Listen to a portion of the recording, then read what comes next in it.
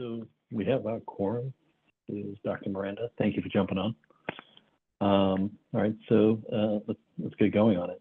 So agenda item number 1 is called a meeting to order. So it's Monday, July 15th, 7:10 p.m. I'll call the meeting to order. As we typically do, I'll just do a roll call vote of the members that are here, just how I see on the checkerboard. Glenn Hoffman.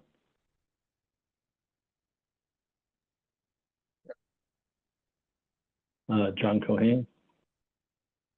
Here. Selena Miranda. Here. Sean O'Rourke here, and somehow it looks like Mark Loring had dropped off, and he comes right back on right at perfect time. So, and Mark, no, he dropped off for a second, so we're just doing a roll call attendees. So if you got audio, I'm here. all right, cool. Scott Tereshak's going to jump on in about 5 minutes, so we'll give some more, but just to get going.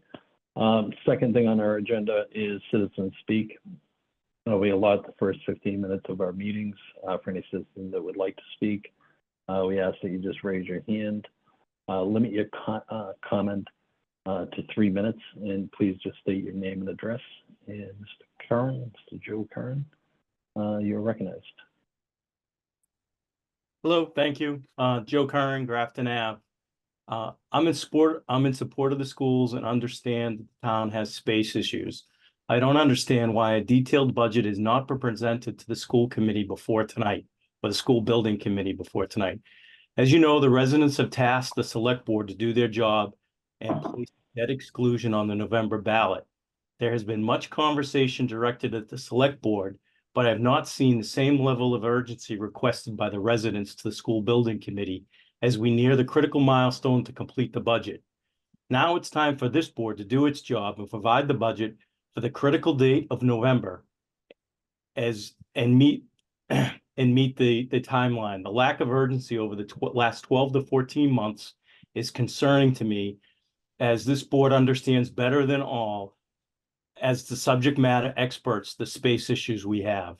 I'm here tonight to task the leadership of this board to provide a budget and complete it. In addition, I wish to emphasize words matter.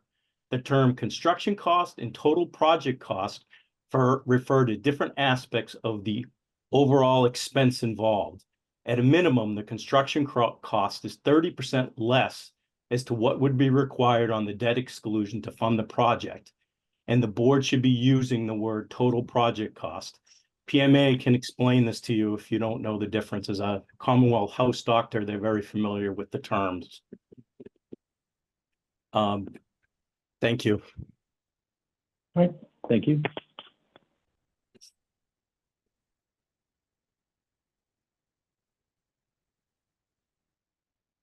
All right, see if there's anybody else outside of Mr. Curran that would like to speak.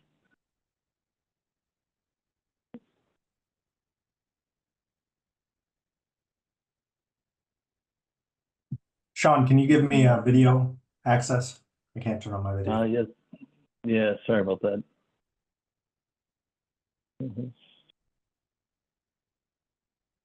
It's awkward too, so let me just promote him.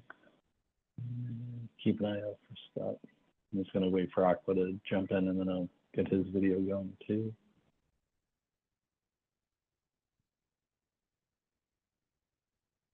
All right. And not seeing any other hands raised. Mr. Curran still has his hand raised. I think that's just a mishap, so it's fine. So what we will do is move on to agenda item number 3, which is approval of past meeting minutes, Monday, July 1st, 2024. So as everyone's aware, Seamus PMA puts together our packet for us. The minutes were distributed, so just look to see if there are any comments or suggestions for the meeting minutes.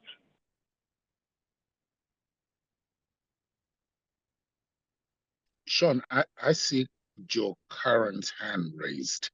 Was that addressed already? Correct, Aqua. He had spoke at Citizen Speak. Yep. Okay, thank you. Yeah.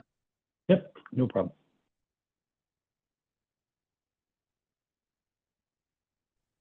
Oh, yeah, John? Yeah, sorry about I just noticed on the meeting notes at the bottom, it was saying that the item 0111, that the select board's deadline to vote on the inclusion for November 6th ballot is August 6th. It sounds awful close. I mean, it has to be to the Secretary of State by the 7th. We have to give it to the clerk first. I don't know if this was, I don't remember that date, but anyway, I'm just mentioning it. Yep. Yeah, so I think, I actually think that's a typo. I think the intent or what the comment was on there was to the deadline to get it to the Secretary of State. So I think, Right. overall, I'll that's. make that edit. Yep, So John, it's to get it to the Secretary of State by the 7th. Is that correct? I forget exactly which, 6th or 7th, it has to be to the Secretary of State. Okay. And it first has to go to our clerk, then to the Secretary of State, was my understanding. I mean, we're talking days, but still, it's critical.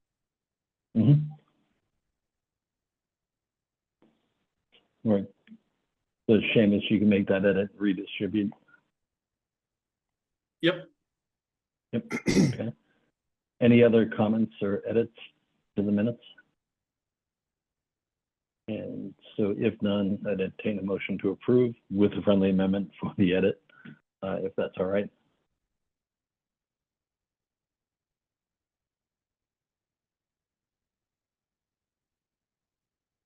Your motion, Sean? Motion to accept the July 1st minutes? Yeah, with the friendly amendment for the edit. With the for- correction, yes. Yep.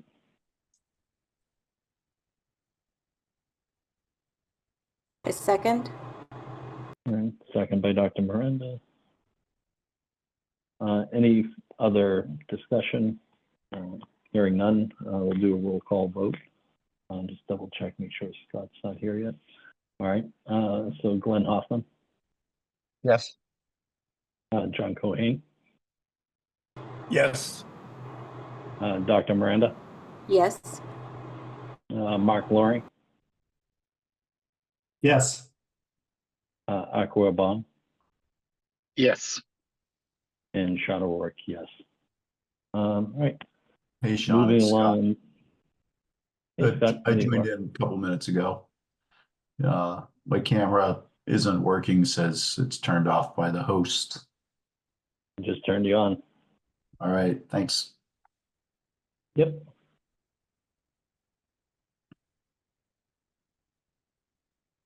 Do you want to vote, All Scott? right. I Can you say just that caught again? the tail end of that discussion, so. Okay. I'll let you, as long as you had enough people. Yeah, it was just approval of meeting minutes, Scott. So you can put yours in abstention or absentee just for the vote. All right. So, Sounds good. okay. Moving on. Agenda item number 4, old business. Discussion update, architect update, which is the cost estimate set review. So as everyone received their copy, I believe it was Saturday morning, I sent it out to everyone. It's basically a culmination of the work we've been doing for the past 6 to 8 months to develop a pricing set that's now in the hands of our estimator to develop the cost estimate for the project. I'll turn it over to Shanali to kind of walk through, that feasibility study. And then, what I would ask Shanali, if you could just kind of give a high level walkthrough of it. And then as people have questions, we can kind of dive into specific areas of it. Great. I just want to start off by thanking everybody here at the school building committee. You guys have been phenomenal answering questions.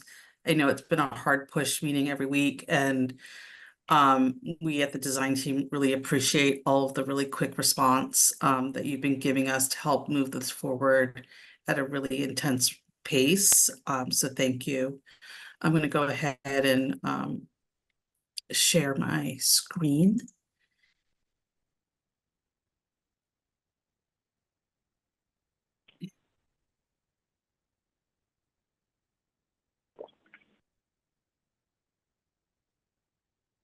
Unlike last time, I think I got my laptop fixed, so hopefully we'll be able to see everything at full screen. If you can't see it, please let me know. So this is a culmination of about 6 to 8 months worth of work, meeting with all of you, the working groups and the core working group, which was the superintendent and the principals of the middle school and the preschool. We went to and did 6 visioning sessions, 2 tours, and had numerous meetings talking about the size of the building, the spaces, the quantity, and the types of spaces that they wanted.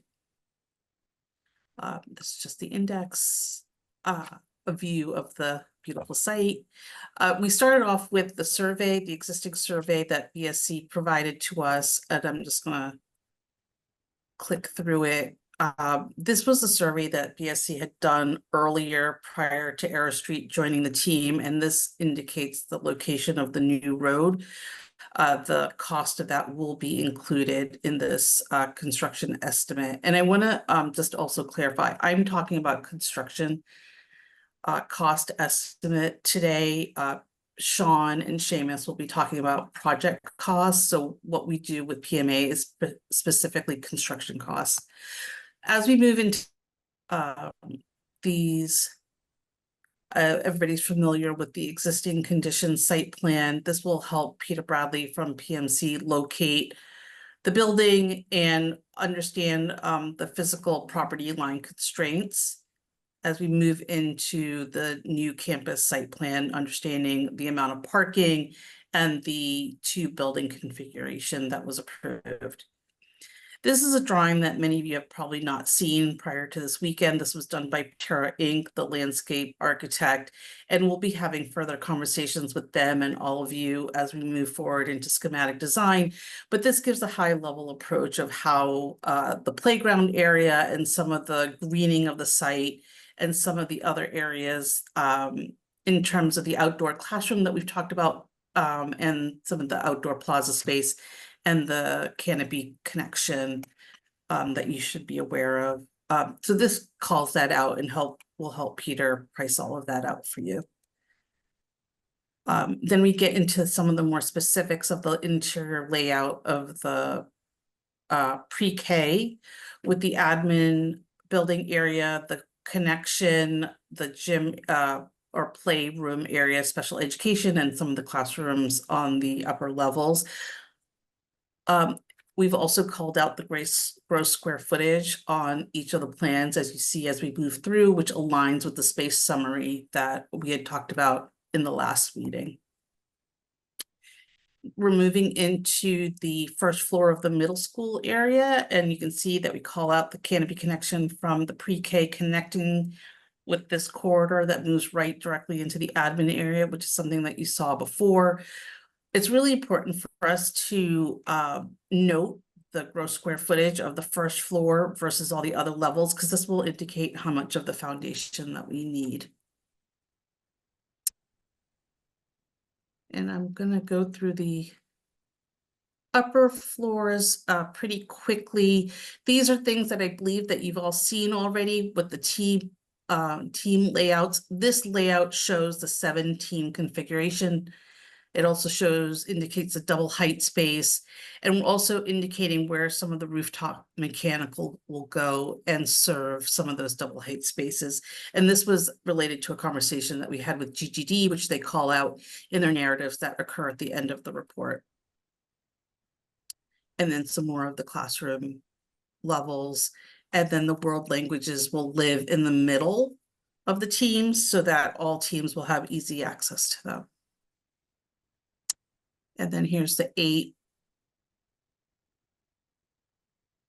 And this is familiar to you as well, which is the axon showing the stacking. This will help Peter understand the size and the mass of the building as he prices it out. This summary should be familiar to you all as well. It indicates the 127 gross square footage for the upper middle school, and then the 24,915 for the pre-K, which stayed consistent with the last reduction that we did. Now we're moving into the narratives. This is fairly technical, so if you've had a chance to read it and you have questions, please feel free. There's a lot. It's 150 pages of narratives. So we're going to start with the architectural narrative. Now, I just want to remind everybody, this is a feasibility study, feasibility cost estimate. It's not a schematic or a DD. So these narratives are giving Peter a high level understanding of the scope of the work. It doesn't call out every single item, but it gives him an understanding of the larger, broader understanding of how we're going to approach the building as we get into more detail. So we call out the initial site prep, tree clearing, and that there's going to be 2 buildings constructed initially. And then we get into some of the foundation and the building enclosure details, as well as the doors, and then sort of the level of finishes that we're calling out in the interior. And I would also like to point out that everything that we've called out in the narratives will meet the new energy code that's coming into effect in January. So we are preparing for that code so that there won't be, nobody will be surprised by any design changes in the near future. You know, we just talk about plumbing services, finishes, equipment, you know, the gym equipment, display cases, fixed furnishings. This is, you know, all typical stuff that go that we can. Now into the site work area, we've called out the parking, the drop off, sort of the expectation of how we want the site to operate, which Terra Inc. with their landscape drawing, this all is sort of coordinated. We've also called out for a retaining wall along the eastern edge of the property near the athletic fields. We need to figure out what that length is and if in fact we really do need it, but we do want to own it in this feasibility estimate. So again, so we're not surprised further down the road. Mark, I know you have a question. Sorry, just what length do we currently own? I'm sorry if it says that and I missed it. What I length do did we not currently call own? out a length, but if I go back, we're going to talk to Peter. We have a meeting with Peter tomorrow. I'm going to just go back to the site plan. Yeah, I guess I'm just wondering if we should try and name a, you know, So- conservative length. Yeah, so what we've done here is I don't know if you can see the red dotted line here on the left, if you could see my cursor, that's where we're calling for a tall foundation wall because the site slopes down and it's slightly below the first floor elevation. So we are going to talk to Peter about that overall length, but he could also measure it off of the drawing because we've given him a bar scale. We've also called for 2 locations of the approximate retaining wall. So one is right here, and then the other is curving along this edge. The hope is as we get further along and we get into further details, we'll understand and we'll be able to minimize that length, but this is the length that we're calling out for right now. Okay, And- but do we provide that length clearly? Not to- in the report, no. It's going to Okay. be part of the conversation with Peter tomorrow to figure out how he wants us to deliver it to him. Okay. Oh, and again, maybe this is a small thing, but only other thing I'd say is the 50-foot zoning buffer looks very similar graphically to what you have for retaining walls and site foundations. So I don't know if that should be changed to a different color or a different. Yeah, we can line definitely item, change it to but- color or make it a little darker. I think we were trying to just label everything, but I think, yeah, we could certainly update that for the next issuance. Or rather the final issuance that will, when we get the estimate, we're going to assemble it with this package so we can make those updates.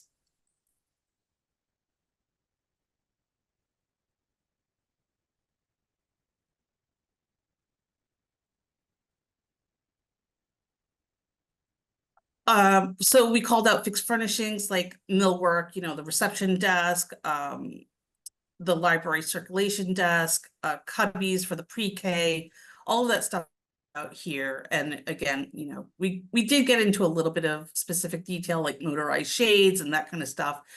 But again, we're trying to keep it high level because Peter understands what the current construction cost estimates are.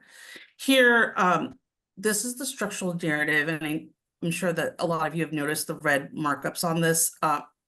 EDG, who's our structural engineer, is updating this. We had marked it up last week and weren't able to get the updated narrative in to the package on Friday, but we wanted to make sure that Peter understood our comments and included those in the updated pricing. And I think the major thing is that we needed 3 inches of rigid insulation underneath the slab to meet the new energy code, and also that we don't actually have classrooms above the double height spaces, which would be a very expensive thing to do. And so he's working on updating the narrative, and that'll get into the final.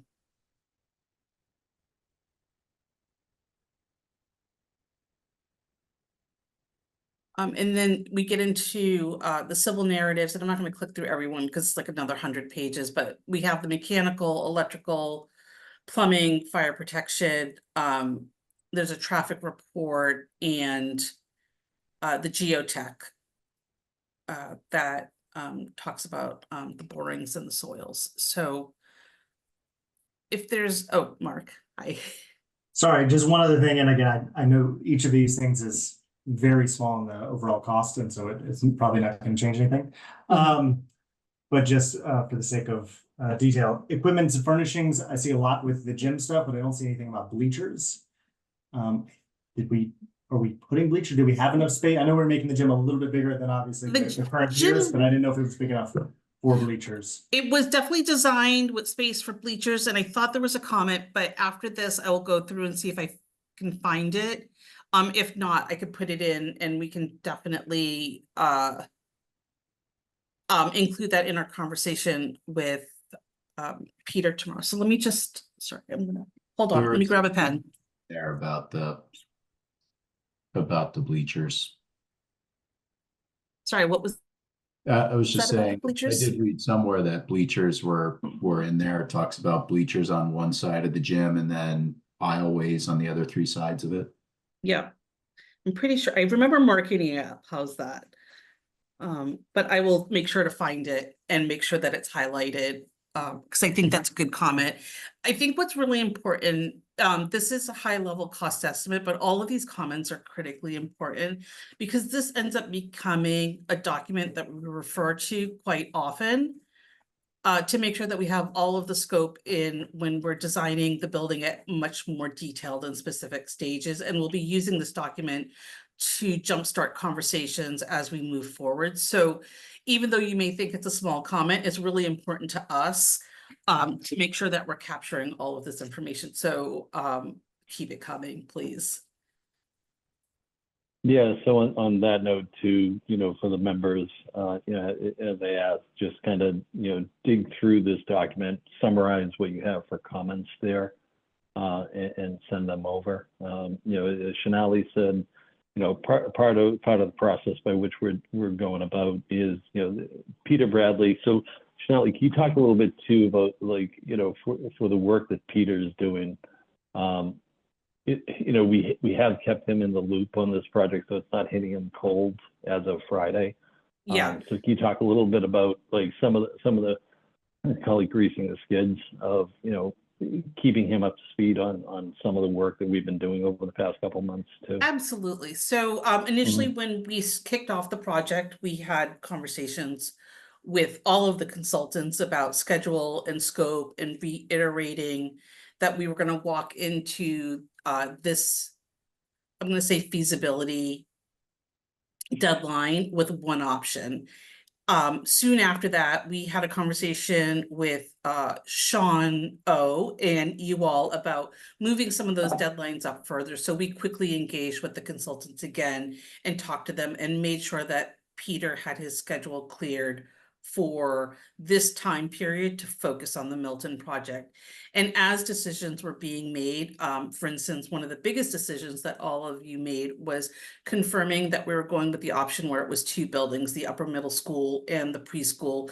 And again, we had another conversation with Peter about that, and that we were talking to him and structural about effective ways to bring down the cost of the pre-K, by using either a wood frame system or lower floor to floor, all kinds of options, so that he was aware of what we were looking for, and so that when he received the drawings, that he was already prepared to walk into this estimate and this document with all of that previous knowledge. And so that's how we approached it, including Terra Inc. for landscape. That's why they were able to turn around a landscape drawing so quickly between the time that we made the decision about which option and then that drawing.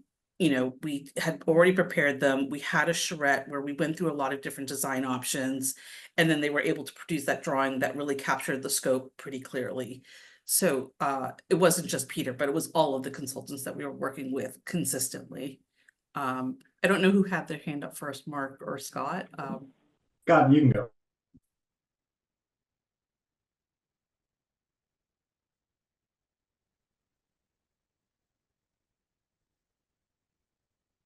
Struggling to get off mute. Can you hear me? Yes. Yep, you're good. Just wondering what the best format to share the comments are. I went through and just marked up the PDF with comments, but that can be extracted out into a CSV file or something of that sort. Just wondering, I probably have about 25 comments. Most of them are based on information I thought would be helpful for the estimate. So I thought it would be good maybe for your meeting with Peter tomorrow, but again, just looking for the most efficient way for you to receive those comments. Yeah, so if you did them in Bluebeam, Scott, you can export the comments through there through a CSV file. You can do that. I would say send them both.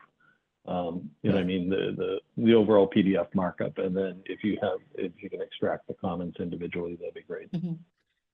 Okay. I would say, just to follow up with what Sean's saying, if you have comments that you think are going to impact the cost estimate, to set them as is or however what's most convenient to you as soon as possible, so that I can pull them all together and we can use that to talk with Peter. But if they're just general comments about the project moving forward or whatever, you can send them at a later date and we'll roll them into the report when we issue the final one with the estimate.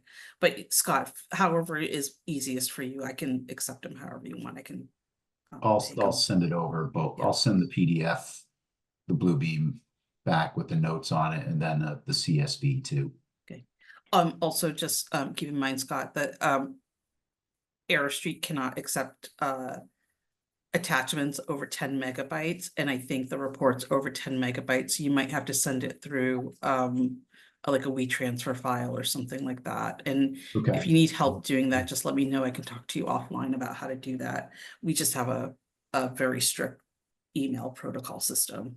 If it's easier, Scott, too, you can send them to me and I'll be happy to put them on a file share that we have with Arrow Street, and I'll get them over to them. Okay. Thank you, Sean. All right, Mark, you're up. Scott, just for my own personal interest, if you CC me on it, I obviously like seeing other people's thoughts on projects like this. So I'd love to look at your notes. I just had a couple other things based on my experience and just what generally is missed and left out of these things. One is security system. I didn't see that in the electrical scope or in any of the part of the top. And so, I don't know if we know obviously exactly what the security system will be, but obviously door contacts and card swipes and maybe some cameras in certain places. So some type of system, I assume, is something we will need. The other is just any of the IT infrastructure. I assume we can get some funding through E-rates, and so maybe the town is able to kind of fund a lot of that, but I don't know if the IT director has been kind of involved in that. We're a couple of years out, so they could obviously apply for E-rate funding in the future. But assuming we don't, I don't know, like, wireless access points, routers, firewalls, things like that. There's some cost that could be subsumed within this proposal. And then, obviously the hope is that we pull it out.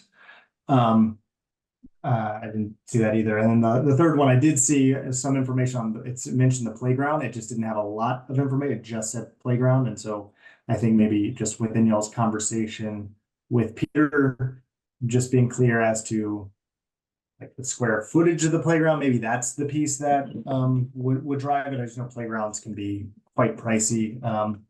The equipment, depending on what you're putting there, especially if you're doing like a large kind of climbing structure, that's very different than just kind of like an individual, like 2 or 3 individual items. So Mhm. I just think some consideration of that, given that those costs can be, a few $100,000.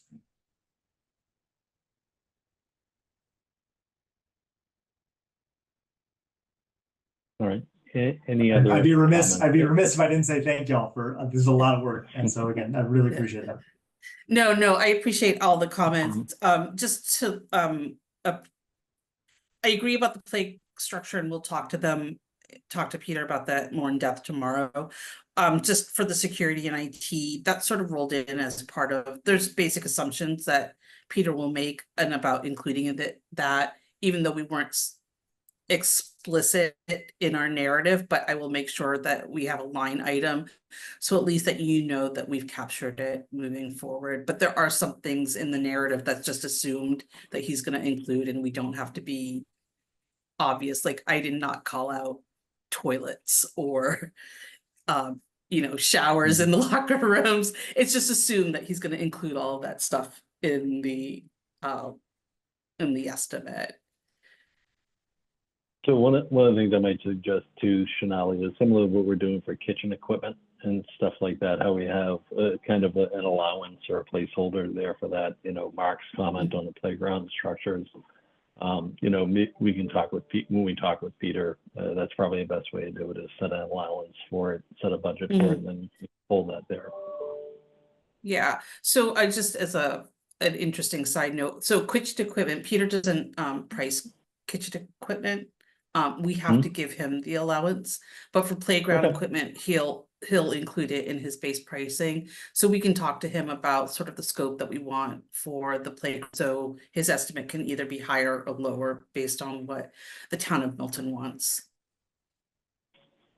Sounds good. Thank you. So just checking with the remaining members of the board, just to see if there's any other questions or comments on the feasibility study.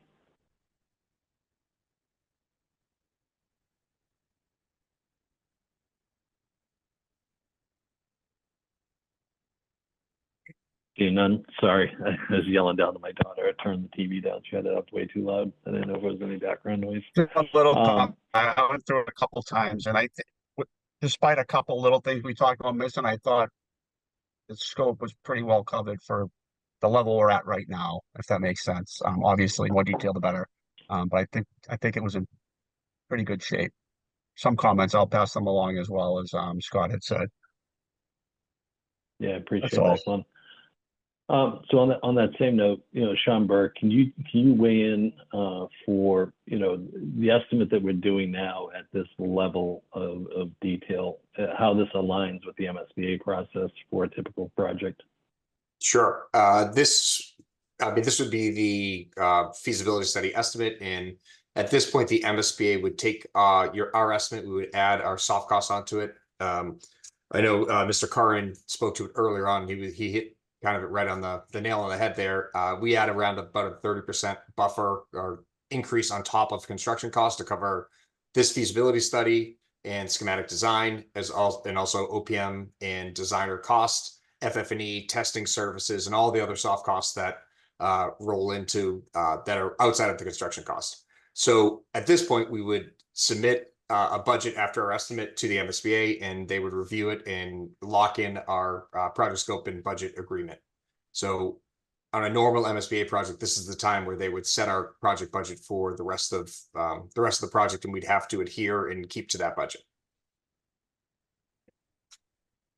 Cool. Thank you.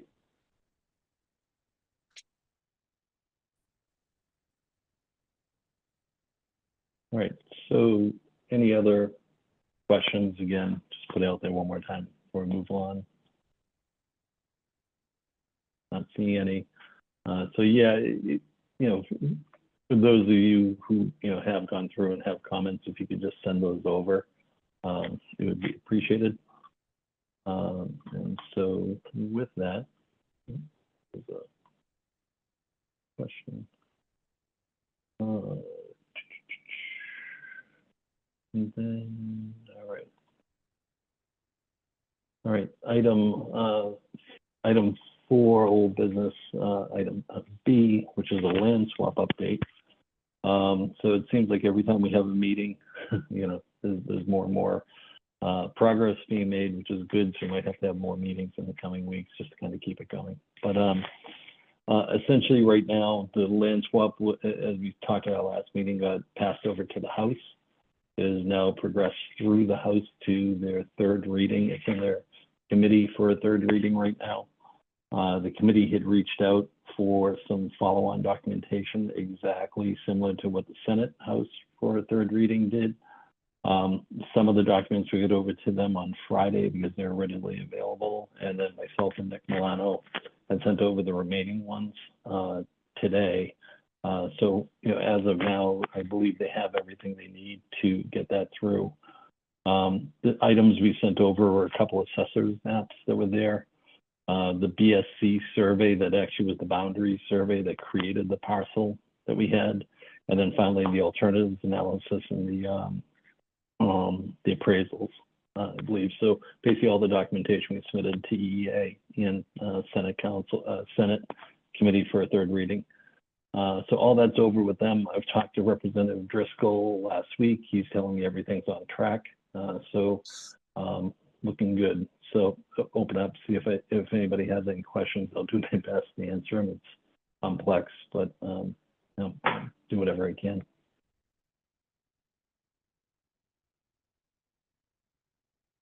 Yep, Mark. I'm sorry. Yeah, I'm talking too much. If this was a game show, you would win. You're like hitting that button way too quick, man. Go ahead. I apologize. I just want to make sure I'm understanding where we're at in each of the steps clearly so that I can communicate that well to others and bring this back to the school committee. So again, from a budget acquisition perspective, as the concern was raised during public comment, we are where we were at our last meeting, which is that we expect that back by sometime next week, likely towards the end of next week, the 26th. So that's I guess number one to just confirm, and then that was one piece we were working on, which is the budget that the town needs and deserves. The other is the land swap, securing the land, and so we're saying now that we were kind of stuck in the Senate for a while. We're through the Senate. We're at the House. We're at the 3rd reading of the House, I think you said.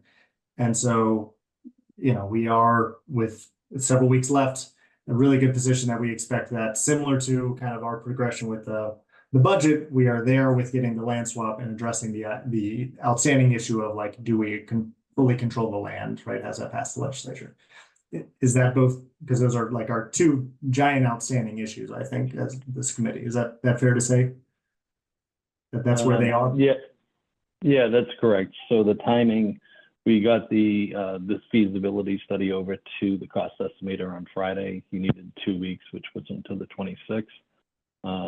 Like Shanali said, we're having a meeting with him tomorrow just to see if he has any questions, direct some of the stuff and relay some of the commentary that we have.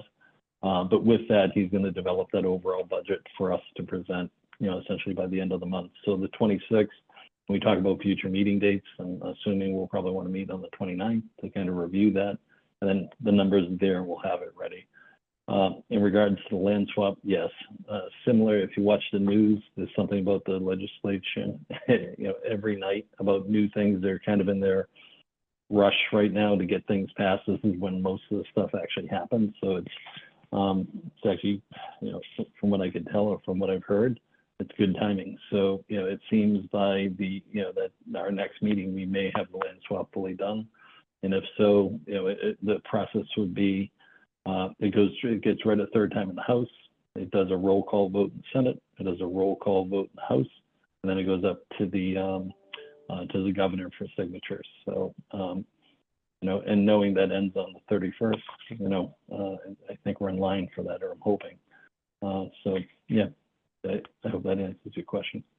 Yeah, it does. And just to loop that back with our broader timeline that we've been talking through since last September, October, right? When we decided we were going to approach the town to ask for the funding for the architects. right? And got on the land, got on town meeting in the fall, in December to get that, and we got it allocated, right? Throughout that whole process, starting last September, October, whatever it was, talked about kind of this timeline in order to get on the fall ballot, because that was the soonest possible opportunity we have, and we have been moving, as Mr. Curran mentioned, like moving with urgency, right? That this is an urgent issue. We need to do everything we can to move as quickly as possible.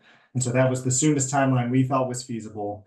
And so again, what I'm getting from this is that we are, despite feelings that maybe things have been delayed, we have moved quickly, and now we have a path forward to kind of having all that information at our fingertips so that select board can make the determination to put that on the fall town meeting. There's no real logistical hurdle that should be stopping us. So, yeah, I'll leave it open. So, the meetings right now for the select board is for July 23rd. So my hope at that meeting is I'll be giving kind of an in-depth presentation of everything we've been doing for the past 8 months, and it cost the town about $500,000. Update everybody on everything that's gone into this feasibility study. I know we're looking at it tonight. We're walking through a couple floor plans, a couple narratives, and stuff like that. But as Shanali said, there was a visioning and a teaming exercise that we did with the district, basically starting March. We formed the project team in February. We started in March, started laying out all the visioning, did the tours of the schools, did tours of new schools so we can kind of see what those things were. So my hope is on the 23rd is just basically give a full in-depth, presentation of everything that's gone into it. There's also additional work that we've been doing on our own, the boring analysis to make sure we're doing the right type of foundations. There was some wetland things that were outstanding out there that myself, PMA, and BSC Group, and the Conservation Commission agent, Steve Ivis, went out. We confirmed it. We're in good shape. So there's a lot of, outside of just this feasibility study, there's a lot of other things going on that, that may use to, just basically present and get everybody up to speed on kind of what we've been doing. My hope with that is, knowing it's on the 23rd and our estimate is coming in on the 26th, they don't kind of coincide. I'm not trying to rush the estimator. I'm not trying to ask him to get it done in a week or anything like that. But my hope is, if we could have a follow-on select board meeting, I hopefully meeting with the chair to request this, either on the 30th or on the 6th, 2 weeks later. That would give time to kind of digest all the information that we're doing. And then, that would align with that, date for the Secretary of State. That's Yeah. kind of the Okay, 23rd that's really, is. yeah, that's really helpful as it relates to just like my understanding as I bring this back to the rest of the school committee members. And, I know Mr. Cohen's got his hand up, and I hope that the select board would be open to having additional meetings, given the urgency and priority of this project for the town, as certainly has happened with many other things like MBTA and other projects as they come up. Any board has special meetings, but I appreciate that summary. Thank you very much. No problem. John, you're up. I'm just looking at a calendar, and the 6th is too late. You're not going to get this to the Secretary of State if you're voting on it on the 6th. You got to, and if we vote on it on the 30th, we're seeing the budget for the first time on the 30th. I'm just stating facts. I just saying that vote can be on the 6th, I think, is unrealistic. I think it's too late. And having it on the 30th is too soon. So I don't know whether we postpone it. Would the select board do that? Have the meeting later in the week or something? I don't know. I have 2 that week. Yeah, so part of the one thing I didn't mention too is on that in-depth presentation, we'll be able to have some type of call it estimate window. It won't be precise for what we're going to have on the 26th, but from Peter, we'll be able to have some type of window for it. So for the select board, the hope is on the 23rd, we can give an overall budget plus or minus a certain number. And that would put us in a ballpark for you guys to kind of review it at that point, and then, you know, after that, take it up on the 30th with a finite number. But I agree, it's you know, it is getting tight, you know, we're doing it, but this is a very critical, you know, very important issue, so. Yep, Mark?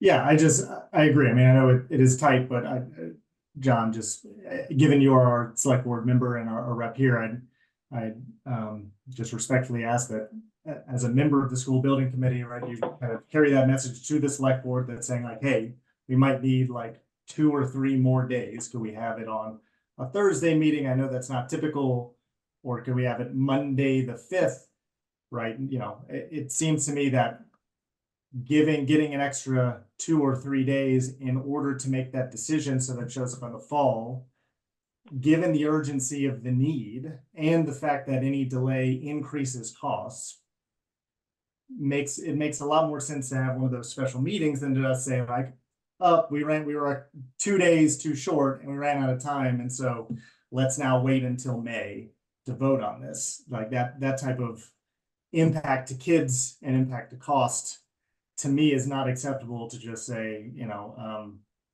hey, Tuesday's a little tight, Thursday, you know, would have been fine, or next Monday. So, you know, I obviously respect the select board's decision to schedule their own things. I just emphasize the point I think Sean made, which is that this is a town priority. It's something that we've been working on for 5 years, and I hope the select board would address it as such and would create special meetings at times that are necessary in order to accommodate the information that we are getting as we are trying to move with urgency to provide all the information the town and the select board needs to make the decision.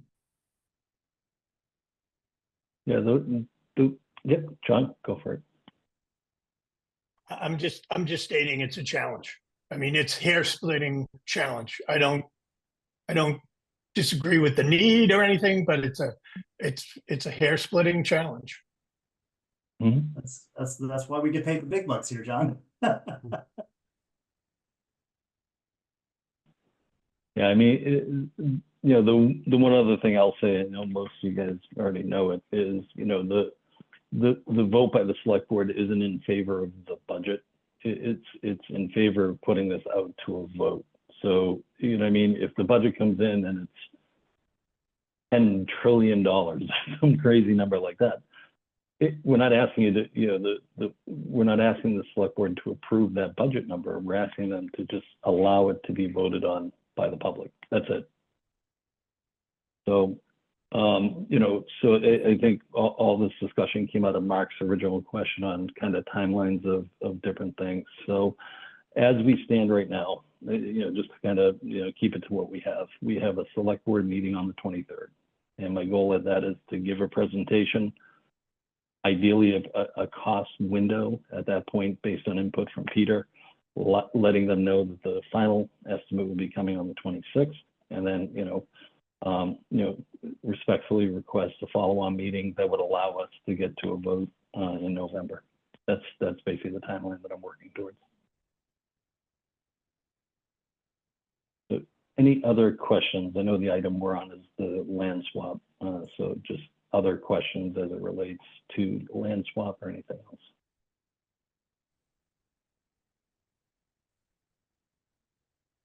Hearing none. All right.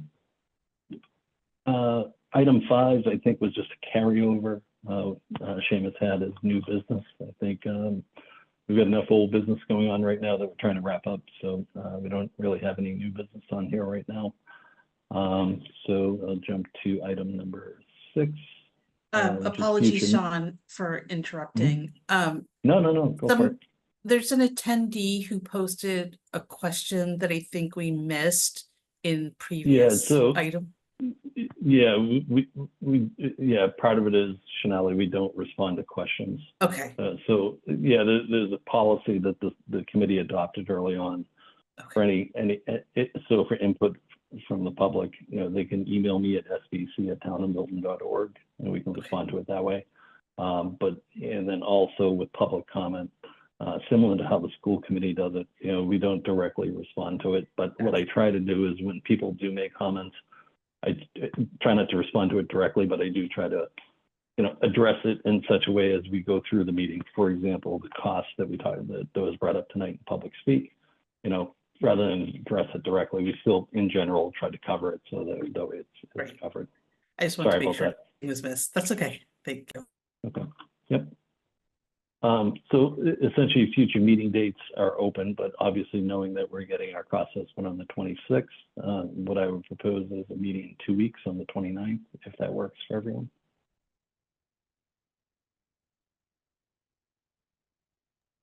I can do that.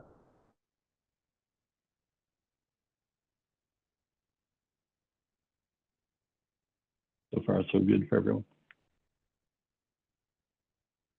Scott's a yes.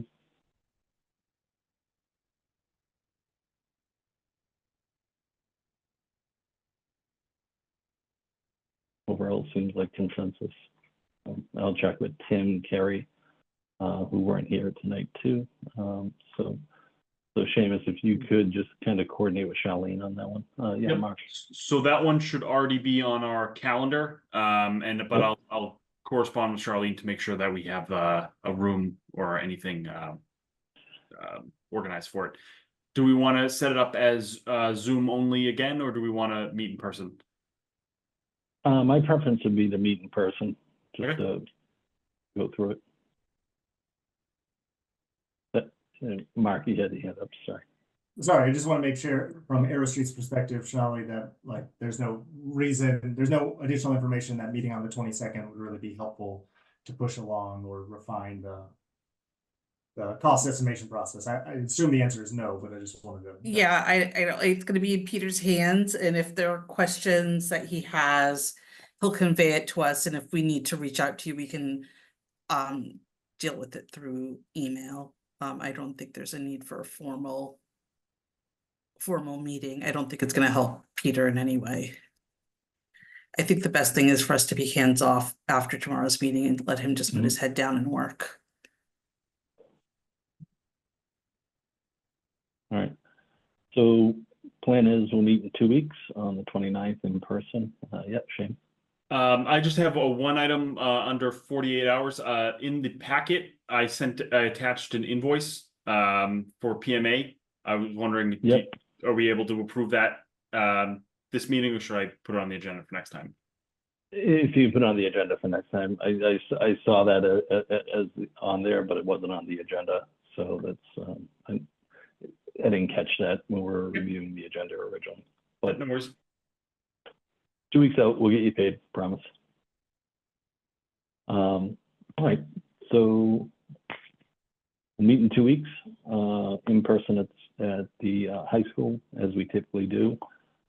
Last thing before we go, Shanali, for all you guys at Arrow Street and the work that you've done, Mike Perello, all that. I mean, honestly, over the past 8 months, to see all the documents come together, to see the massing and stuff like that, and the detailed work that you guys put in, I honestly just want to say thank you. It's been a pleasure working with you. Well, thank you. It's mutual.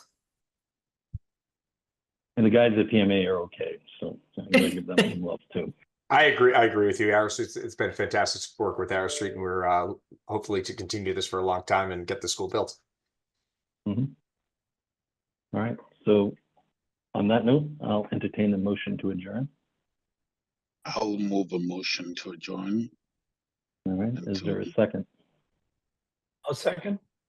All right, let's go ahead and we'll do a roll call vote just so I see you. John?